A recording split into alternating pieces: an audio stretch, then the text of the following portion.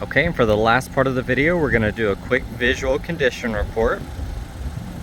On the back of the bumper, you do have some scuffs and scratches and chips here on the edge. A few little scuffs here.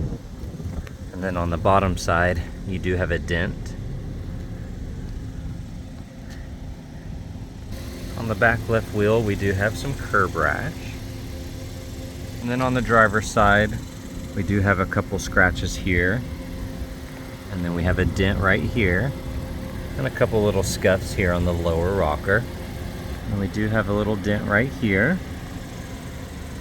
And then on the edge of the mirror, you see a scuff here, as well as right here. We have some scuffs here on the lower side of the bumper. And you may have noticed there is a crack in the windshield, so don't worry, we are getting that replaced.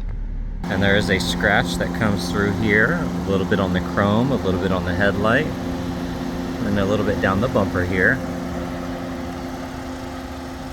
So if you have any other questions, give us a shout at Exotic Motorsports of Oklahoma, and I'll put the link down in the description. Thanks guys, and have a good one.